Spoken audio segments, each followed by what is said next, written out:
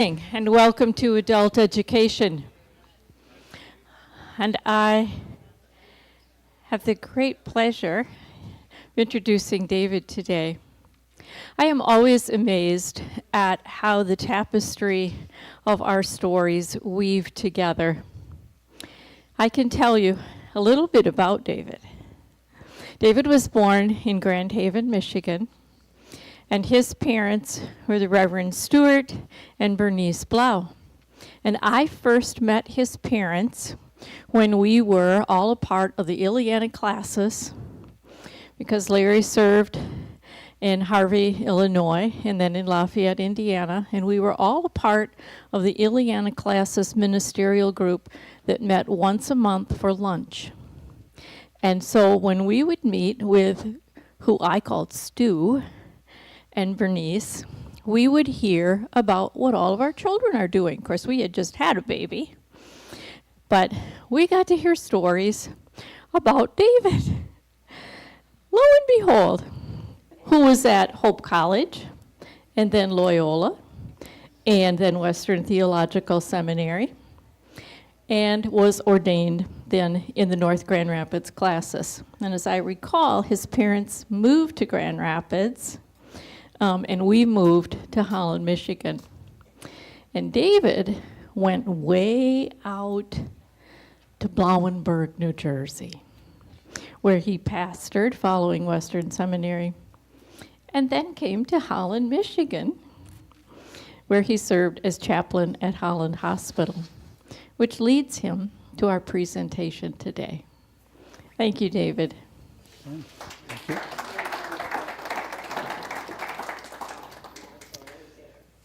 Well, thank you.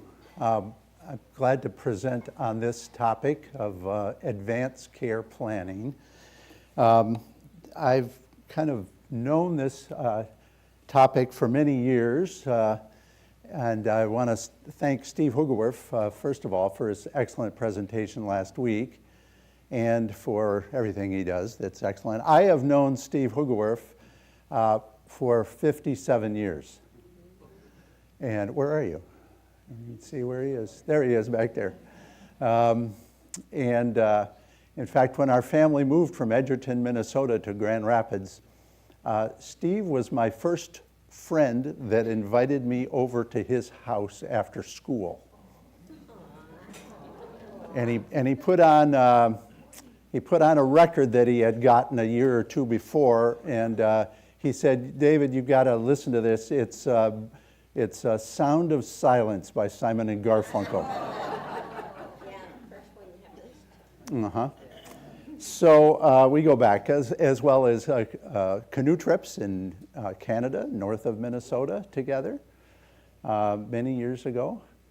And we followed each other around the country, Hope College. Now, I have an identical twin brother named Dan, and Dan was Steve's roommate for 4 years at Hope, and I didn't mean I didn't like Steve.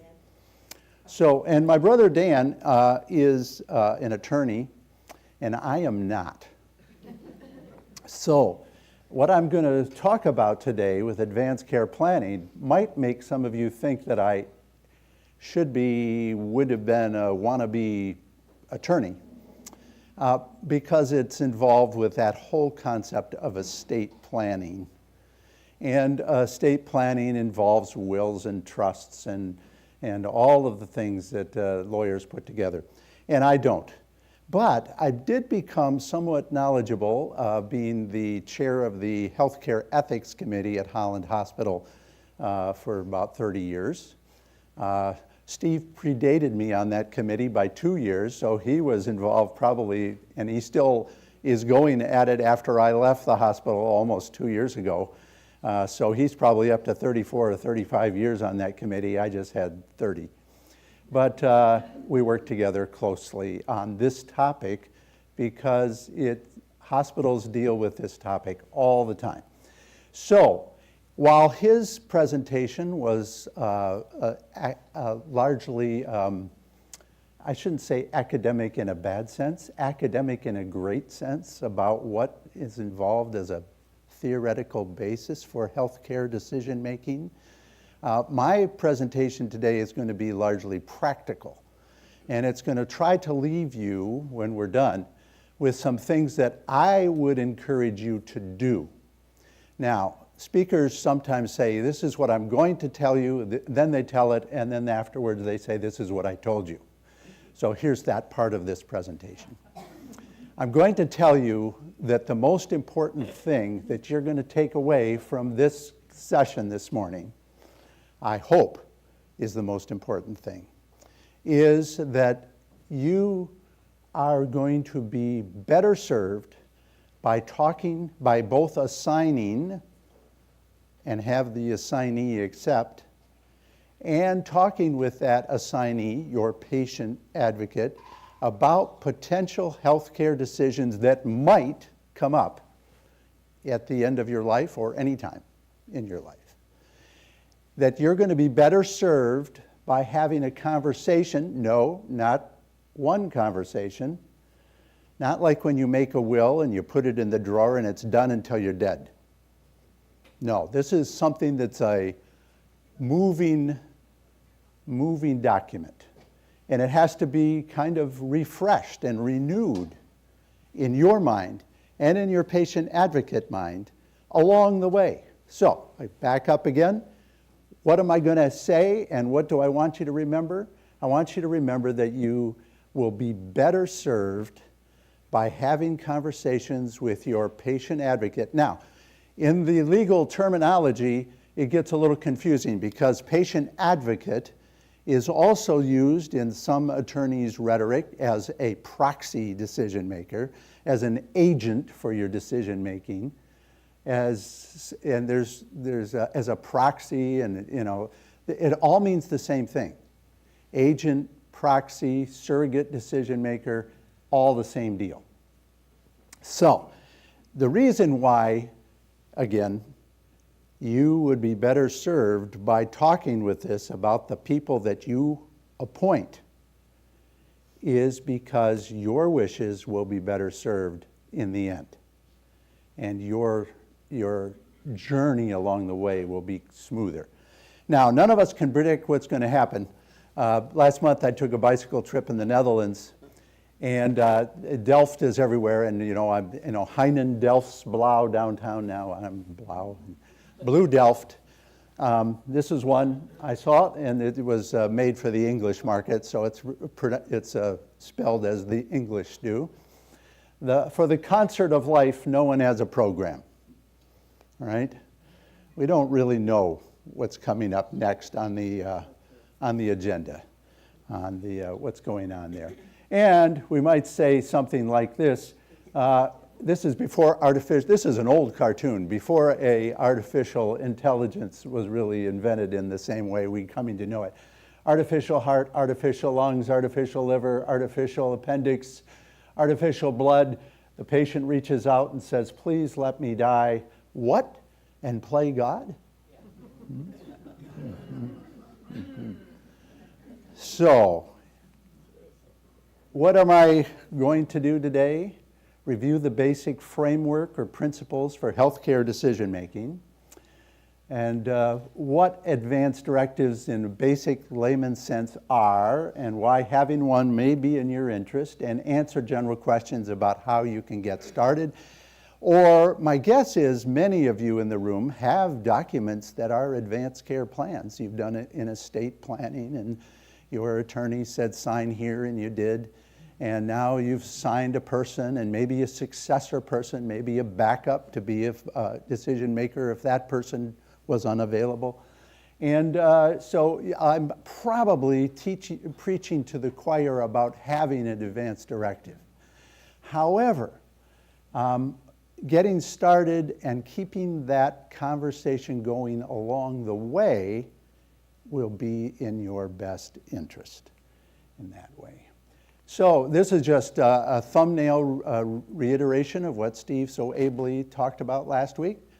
Honoring the wishes of the person is done because of the concept of the ethical principle of autonomy, beneficence, what's best for that person, justice.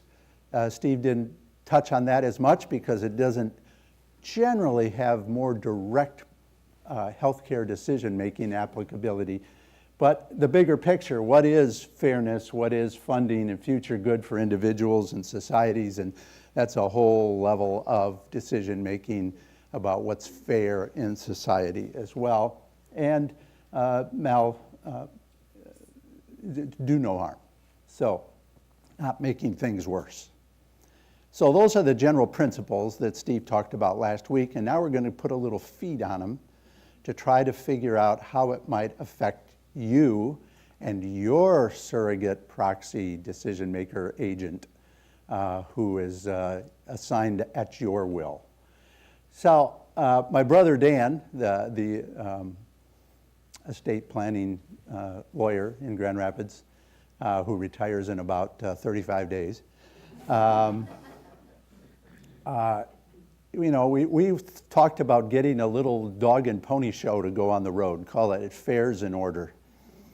And I would do some of this advance directive and things like that, and we'd bring in friend Steve to do a little bit about his bit, and I would talk about advanced care planning and all of that kind of stuff, and we could make a product of it and pony it around the country and go to family reunions and all that kind of stuff to make it all happen.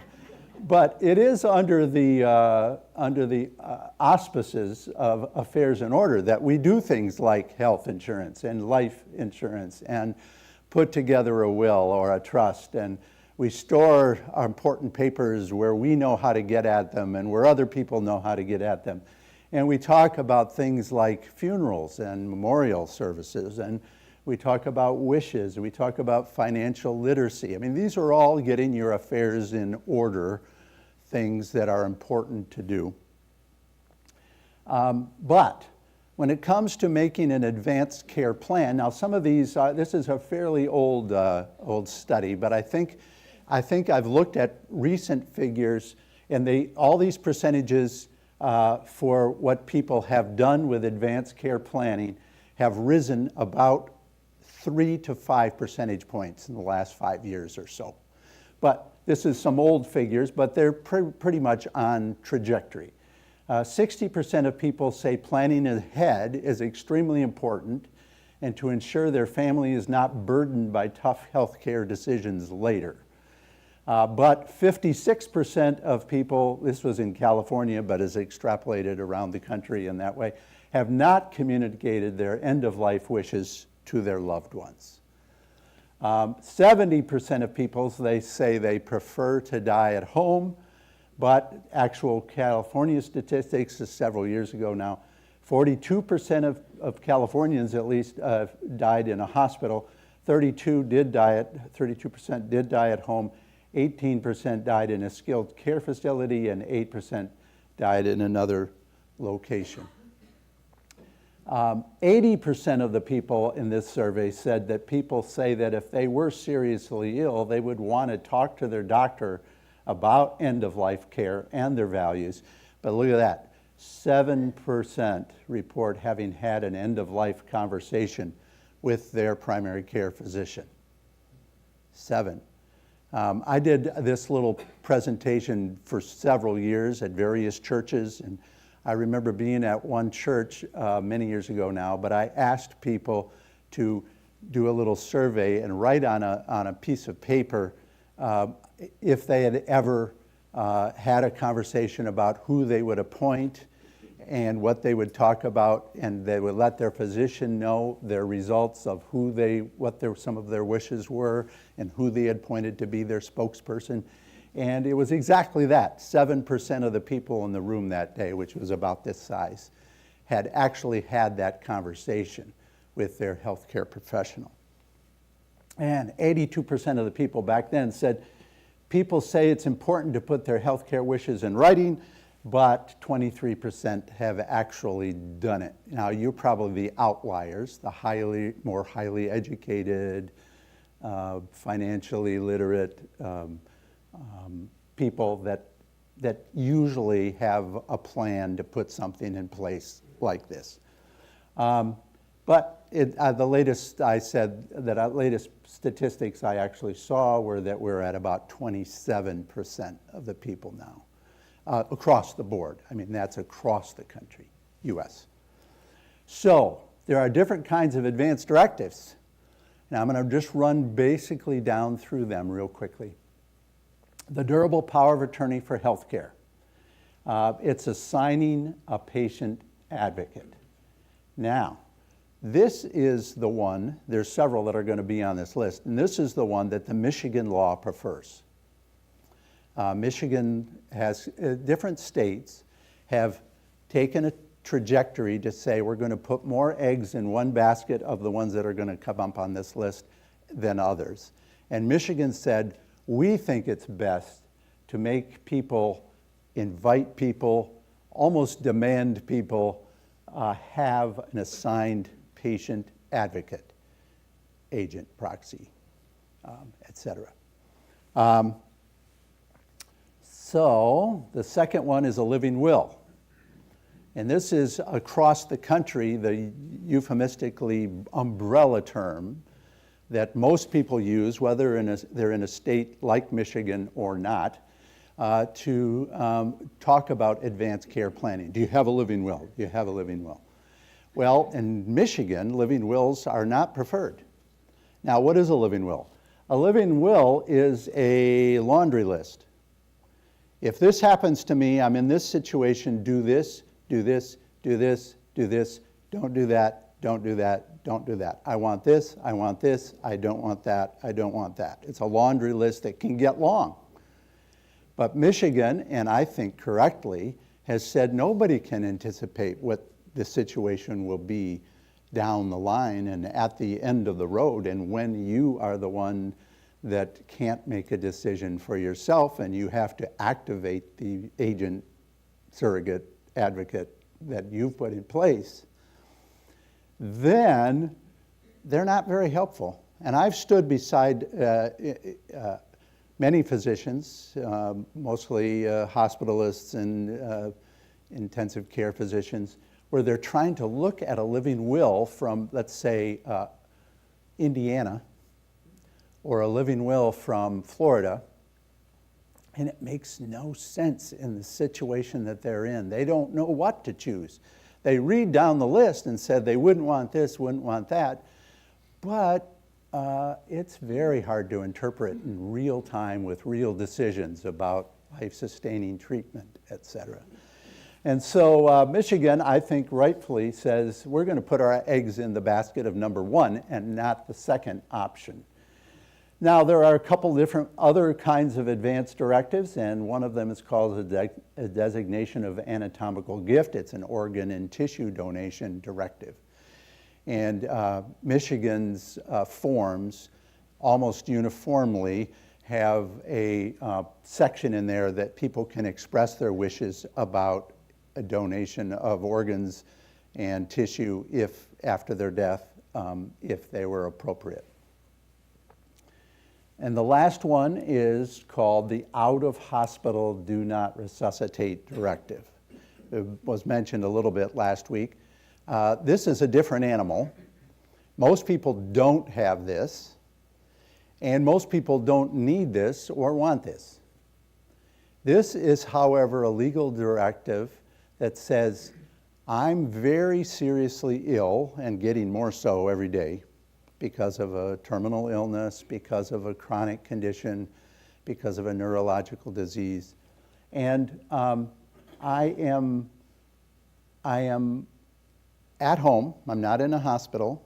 I'm not in a skilled care nursing facility. I'm not in a hospice setting. I'm at home. But if my breathing or heart stops, I choose not to have attempts at resuscitation happen. I'm just going to allow natural death. That's another term for DNR. In fact, it's an increasing, in some circles at least, it's an increasing use. AND, not DNR, do not resuscitate. It's allow natural death. And that would mean that if the people that Steve used to supervise, the other Steve over here used to supervise when he rolls up in the ambulance and the person is collapsed without pulse and without breathing on the kitchen floor, that they are, and if the next person amongst them, or they look in their freezer, which is where they told people where to put these things, put them in your freezer in your kitchen, and first responders in healthcare will look in the freezer to see if there's something in a plastic bag in there that looks like a document. They pull it out, and it is often an out-of-hospital, do not resuscitate order. Just a question, is that still being... Not as much. Okay. There was always a sticker on the refrigerator. Okay. We'd never find it if you open the door and go through the refrigerator. Yeah. But if you had a sticker on it... I'm sorry, that he says if there's a sticker on the a sticker on the refrigerator, it's the same function in that way. Sorry about that without the mic. So out of hospital, however, is a legit thing that if people who are very old or very sick or increasingly old and sick, and they say, now this is a doctor's order that has to be signed by the physician, by the primary care physician. The rest of these don't have to have a physician signature or anything about it. You want to give one to your provider, whether it be the doctor, nurse practitioner, PA, or whatever, but it is, this one is different. Number 4 is the physician has to say, yes, they are dying anyway. And it may be soon or it may not be so soon, but I agree with their designation that they not be attempted to be resuscitated out of the hospital, in the backyard, in the kitchen, at the neighbor's home. Okay, so we can ask more questions about that later. So why an advance directive? Healthcare treatment decisions are often complex. You are the best person to decide what you might want or not want. Family or friends need direction and instruction ahead of time about your values and goals for your healthcare. And the best way to assure treatment decisions reflect your wishes is for you to appoint a patient advocate. Now, many of you might remember this name. This was a case that came to most of the country's awareness 20 years ago. And Terry Schiavo was married. She was 26 when she had a cardiac arrest, and it was largely due to, they say, the medical people say, largely due to her eating disorder, bulimia. Kind of like Karen Carpenter in that way. She was a native of near Philadelphia, but had moved with her husband to Florida to be closer to Terry's parents who lived in Florida. And she basically, in the course of a year or 5 months, was, after she had her cardiac arrest and anoxia with profound brain injury, she was declared in a persistent vegetative state. So that was well documented, but her parents, the Schindlers, Mr. and Mrs. Schindler, who were Roman Catholic, really disagreed with her husband, Michael, about what they should do about her persistent vegetative state. And disability advocates, pro-life advocates, right to die advocates, autonomy-leaning people for what she would want, all went into a huge legal battle. Now, to cut to the chase of it, there were 14 legal cases and appeals, first to the Supreme Court of all the way up from appellate to Supreme Court in Florida, where they battled about whether they could remove her PEG feeding tube. And after a long time, they said, yes, you can remove it. And the next of kin, who is her husband, who by this time was also living with another woman, had the authority to say, remove the PEG feeding tube. So they did.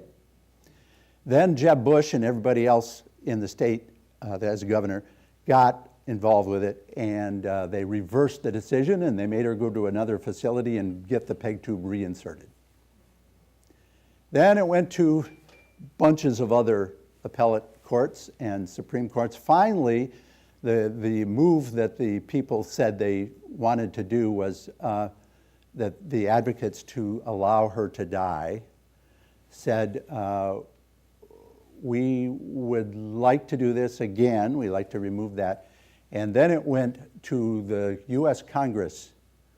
And the U.S. Congress, and signed by George W., said, this is a federal matter. We're going to make this case not a state matter, but we're going to make it a federal case. So that was the thing. When it got to the federal case, then somehow it was ruled that she was allowed to have the tube removed again. And that's what they did. And about 18 days or 15 days later, she died. So this became a linchpin 20 years ago in the discussion. There's a little article here that I'm just going to read one paragraph from. It said, the Shivo case broke no new legal ground. It remained settled law that the spouse is the next of kin in decisions where the patient is incompetent, which she was declared officially without decision-making capacity. However, it is now more generally recognized that the next of kin's decision should be carried out in a timely fashion, even on matters of life and death, and the case has raised public awareness of the value of having an advanced medical directive. So there was a big push then after 2005. This was on the basis of 1990's U.S. Congress law, was called the Patient Self-Determination Act of 1990. That's the same year that she had her first cardiac arrest.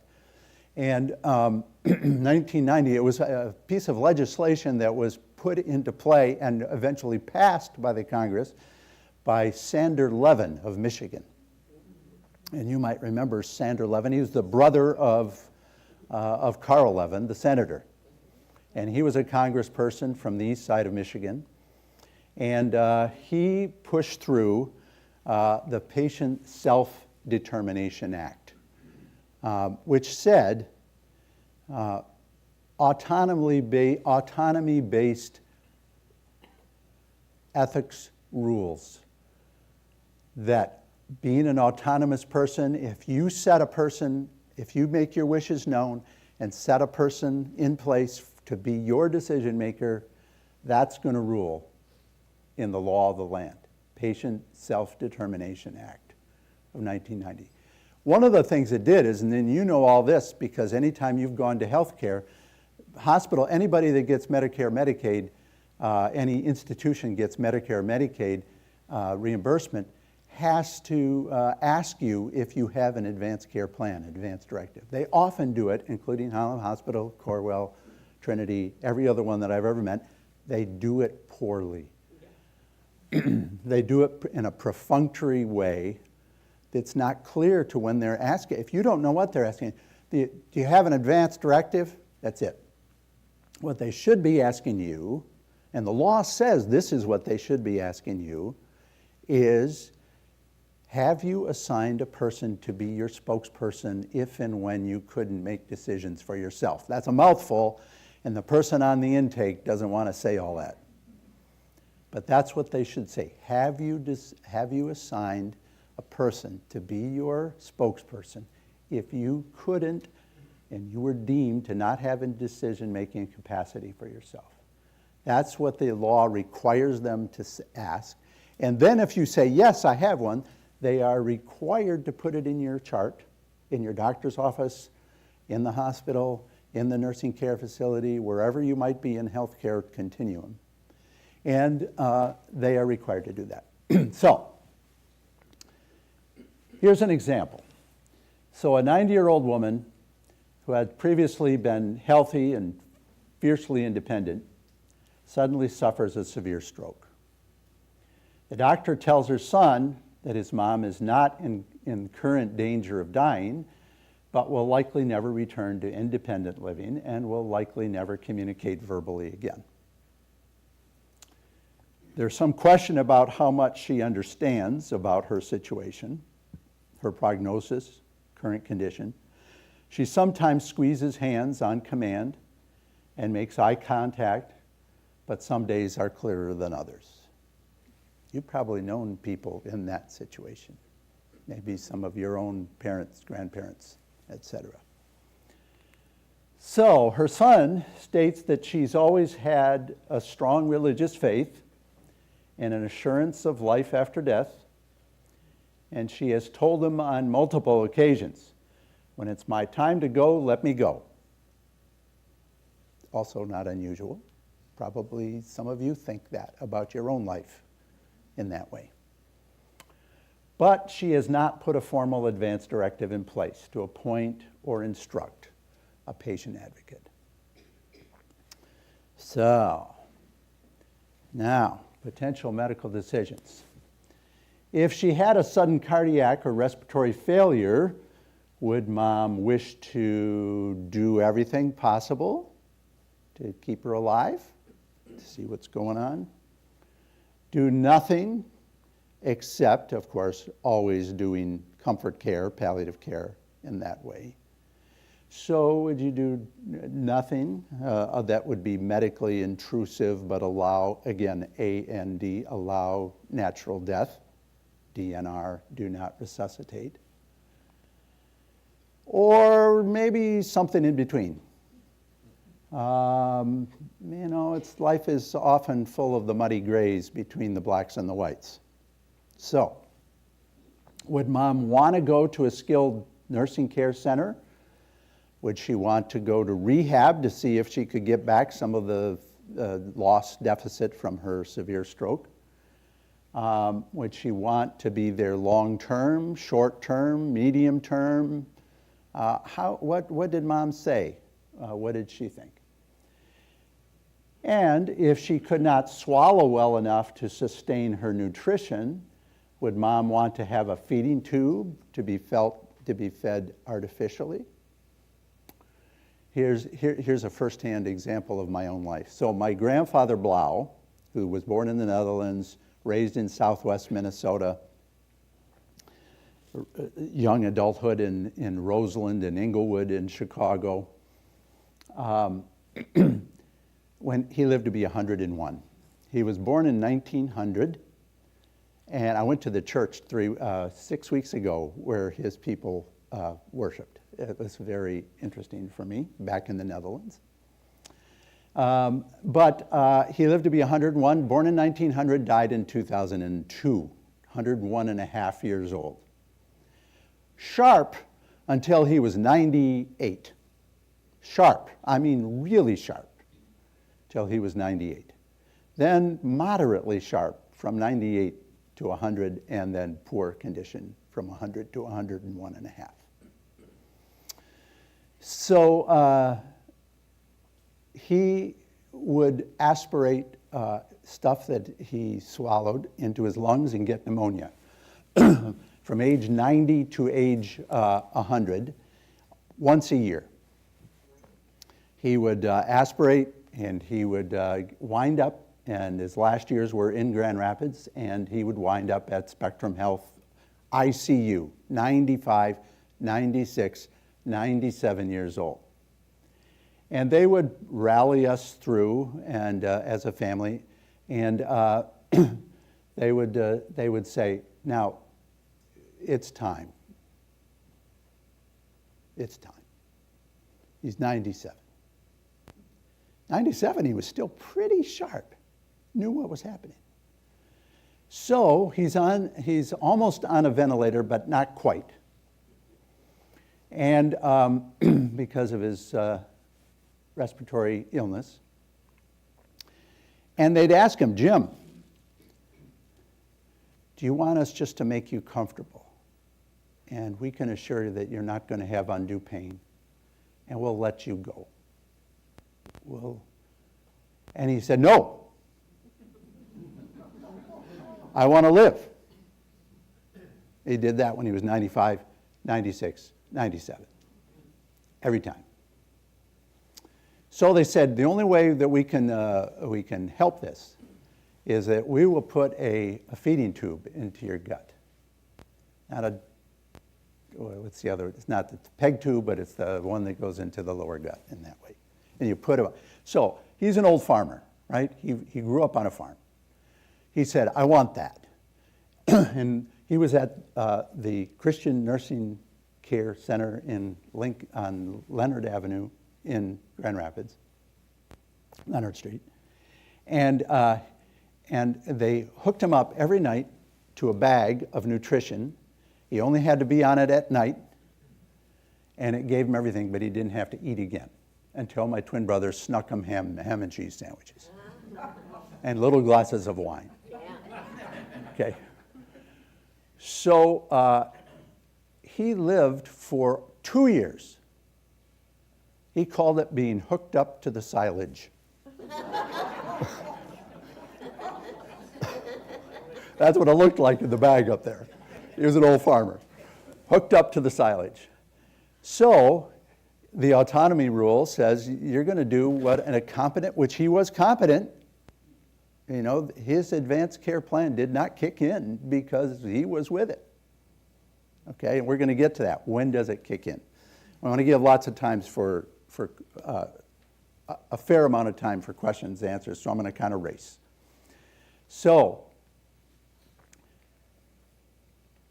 but what if her son and her daughter, back to the stroke lady, and if her son and her daughter disagreed and about what to do for mom, and now what? So, what do you think would have happened? So she did not have an advanced care plan, no advance directive, no durable power of attorney for health care. But she's got loving son and a loving daughter. And the loving son says, let's allow natural death when that time comes. She knows where she's going. You know, that's what people say a lot. They know where they're going. Okay. The other sibling says, we got to give her a chance. It's kind of like my grandfather. If he said, I want a chance. So now what? Now what do they do? Hold that thought in your brain and tell us when we get to the Q&A. So, using an advance directive form that's witnessed and meets the state requirements is what we're talking about today. This can be done at your lawyer's office, which is great, and probably a lot of you have done that.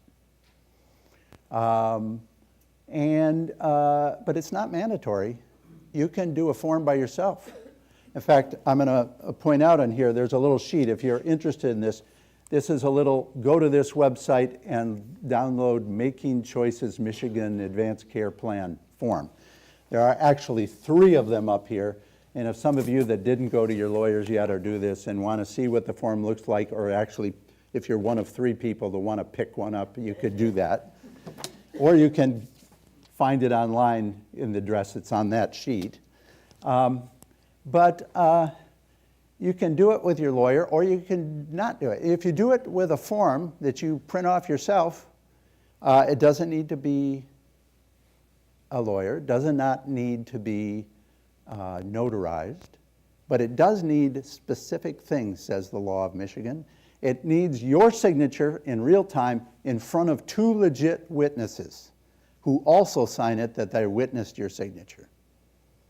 Okay, and we'll go through that. We're not going to go through how to fill out the forms if you've got questions.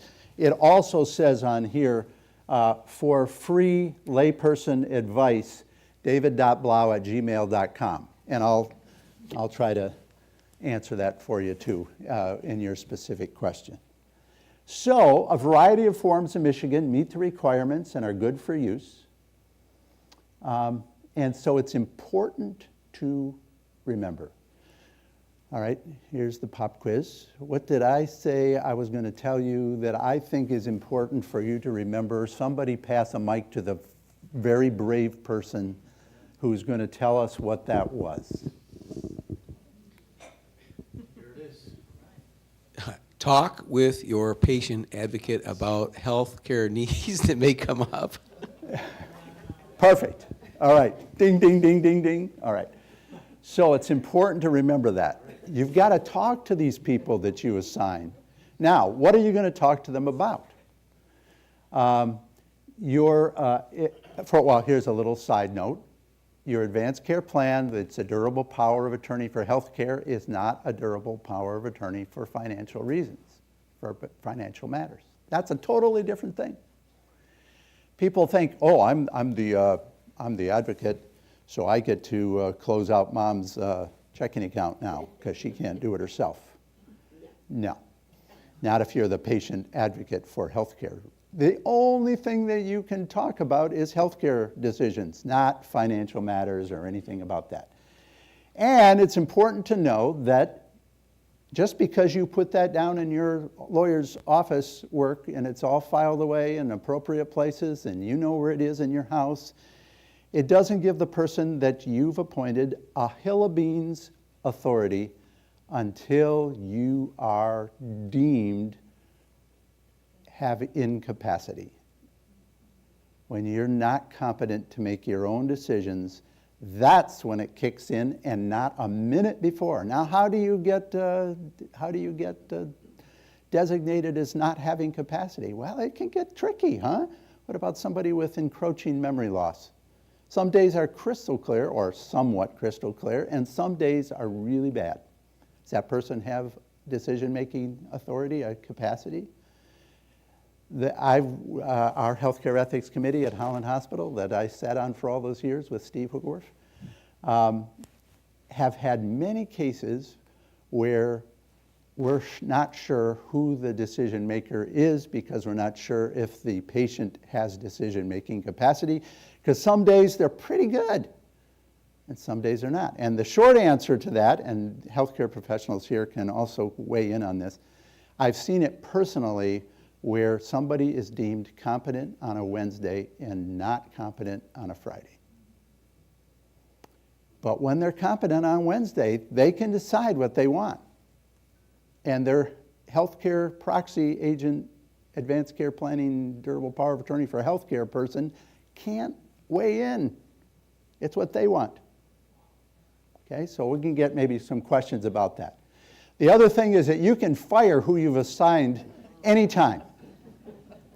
The law is really clear that you can rescind what you've said and what you've said to who and who gets to be your decision making at will in any way, verbally or in writing, and sometimes with a person that's vacillating with their capacity issues, that gets tricky in that way. Can they fire me today? There's a whole other clause about mental health care. And people that, there's a part of this form that I'm going to show you, or I'm going to reference, is a whole page about advanced care planning with those who have been deemed mentally ill. And there's a whole other set of laws. And a person who goes, let's say they are bipolar, and they go in and out of depression, in and out of a manic state, and they can say ahead of time when they're in a plateau, when their things are pretty level, they can say, if I get sick one way or the other, I'm relieving my right to fire my advocate, and they get to take over. I'm telling them ahead of time that I can't fire them, okay? So that's a whole other little thing, and it only applies to those with mental health issues. And likewise, the person that you've assigned that has agreed to do it can resign anytime. They're not duty-bound. They're only doing this at your wishes because you think that they know you best and you've assigned them. Okay. So you may appoint a primary care advocate and alternates, but it's important to remember that only one person will the medical primary care physician, the attending doc, the whatever it is, the resident or whoever's dealing with you at that time, they will only go to the person on the paper as number one. Successors, backups don't get to say a word unless number one is taking their input and enfolding it into their decision. But the doctors or nurse practitioner or whatever isn't going to go to every one of those children who's on that list. They're going to go to number one. That's all. All right, only one patient can be active at any time, and your patient advocate cannot act on your behalf until they officially assign the acceptance form. That's part of it. Now, I'm going to kind of close with this, and then we'll go to some Q&A. Steve mentioned this last week, the voice of the advocate. This is a kind of a fine point. When you assign somebody to be your decision maker, only when it's deemed by two physicians or a physician and a psychologist that you are without decision-making capacity. Then they act on what one of the principles they might act on is substituted judgment. Well, I've talked many times with Mom, I've talked many times with Dad, I've talked many times with my neighbor who has assigned me to be their advocate, and they said this, and I'm going to be faithful to it. That's substituted judgment. And they can also act on the principle of the best interest of the patient. If they saw the whole picture, I think that they would decide this, even though they said that. Now, that gets a little tricky because the advocate can not do explicitly what they were told to do, and that's okay by Michigan law in that way. So you got to pick carefully of the person that you think knows what you really value and knows the bigger picture about the best interest, your best interest. Okay. So I'm going to kind of cut to the end, and we're going to say you need to start this talk with people. If not already, then do it again. Okay? Do this discussion. Where are you going to do it? You might be doing it on a walk with somebody. You might be doing it at a family gathering when you pull somebody into the private room and you say, oh, by the way, you're my advocate and I believe this still. Okay? It's going to be an uncomfortable thing. It's like talking to your kids about sexuality. Nobody wants to do it, but you know you should. Okay? So you might do it over a cup of coffee, and you might do it in the car. And cars are great places to have conversations if you can get the radios off. And you might want to say, oh, by the way, David Blauw at a thing at church a few months ago said that we should talk about this. Let's just have a 5-minute conversation about it. And we plan all the time for the what-ifs in life, the health insurance, life insurance, the wills. I'm wondering if I could talk honestly with you about how I feel about some possible health care matters should they ever arise. So I'm going to stop there. There's a sheet that you're going to get passed out right now, even as we start a few questions or comments. And the sheet says this. What kinds of things would it be wise to talk with your advocate ahead of time?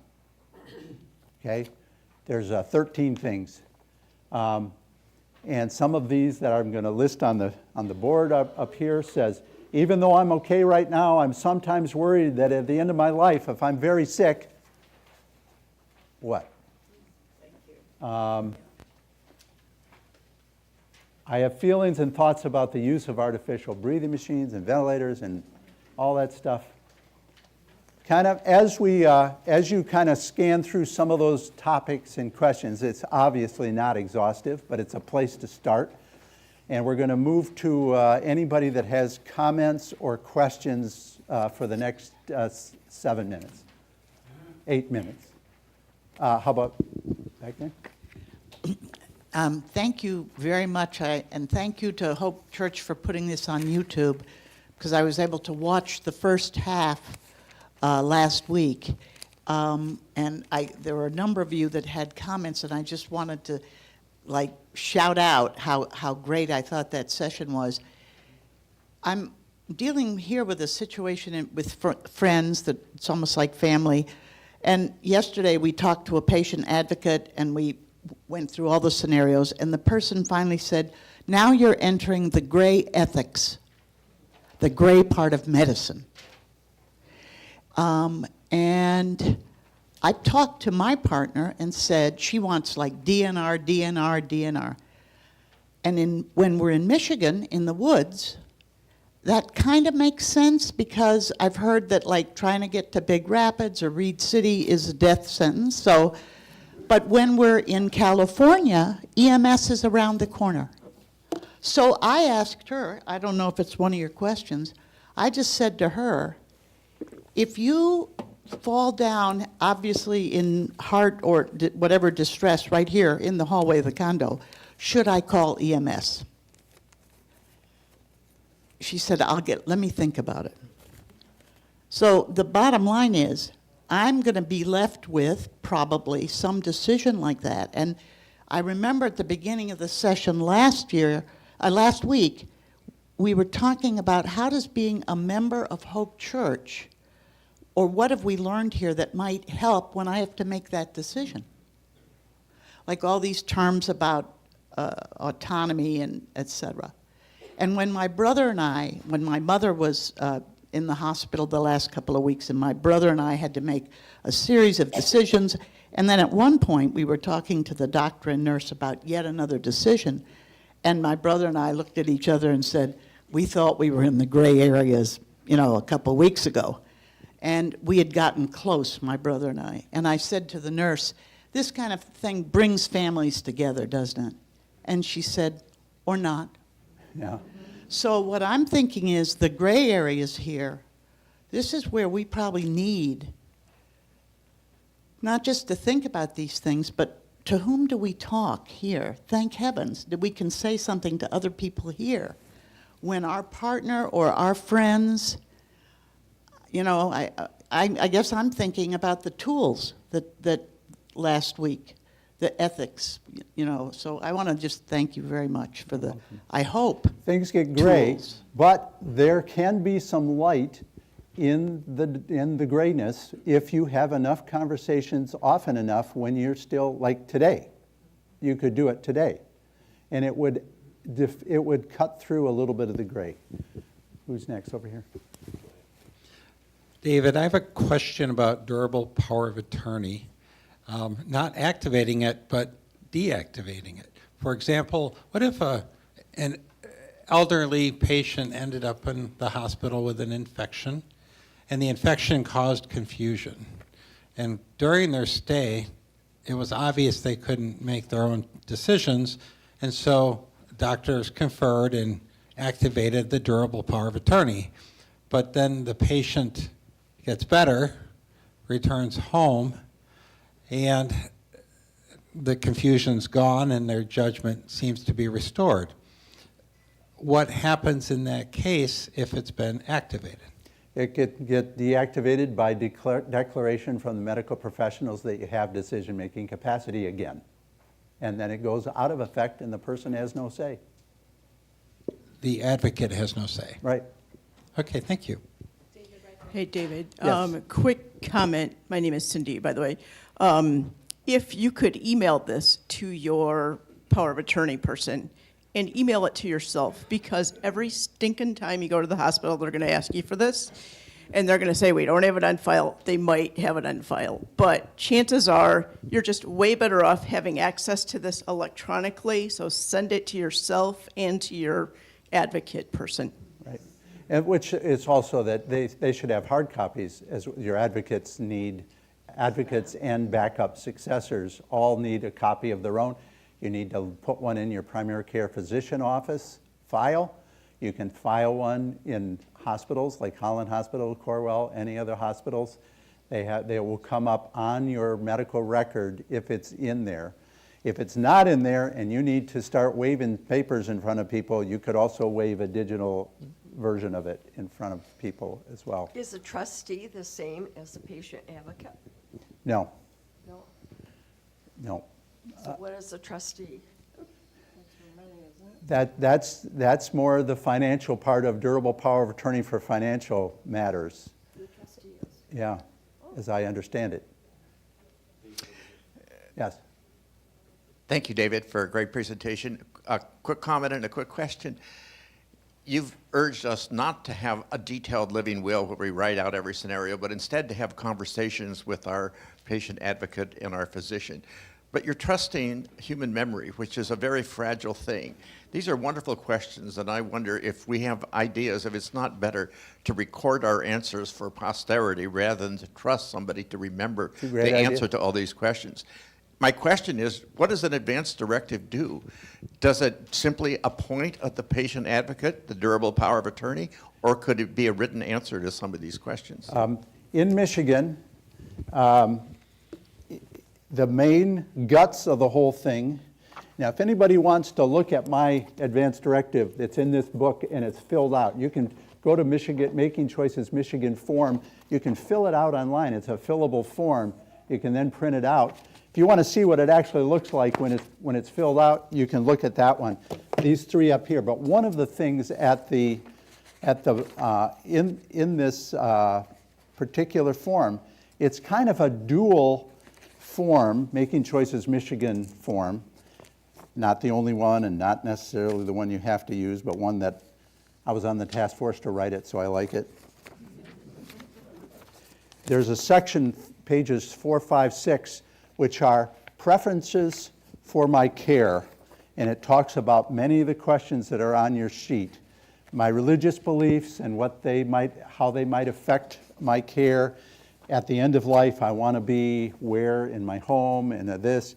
You can put down in this form some of the particulars, my wishes about an organ donation, my wishes about CPR, all that stuff, my wishes about whether I would, if I had the choice, would I do it, have an autopsy on myself or not?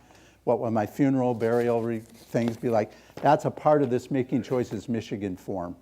And that's advice to the patient advocate. It's not a living will, it's advice to the patient advocate. I love your idea of, in this digital age, putting it, put it in your own voice on a file somewhere, and that way. We're about done. So, just one thing, and that is when Bill was, I could tell that he would no longer be a good patient advocate for me. We made an appointment with our estate attorney, and I made my sister that. But it had to be while I think Bill still had the ability to sign something. So you got to catch it just right. Don't wait too long. Right. Again, this is addressed to get these forms online. My email, if you have questions outside of this, for me. And thank you. Thank you. Thank you. I was surprised, David, when my grandson this summer turned 18, that it was listed as one of the 5 forms that all 18-year-olds need to have is one about health. It's a separate form, right? No, it's not separate. Or is it the same form? Yep, it's the same advance directive. Okay. Yep. Hadn't thought about that before. Said to my daughter, did you know this is one of the 5 forms that Andy needs to fill out? Yeah. So before he goes to college, heads off to college, very important form for 18-year-olds to also consider, think about as well. Thank you all. If you look at page 13, you will also see that next week, Tom Bogart will be leading us in a session about God being present. Yes. Thank you. Thank you all very much.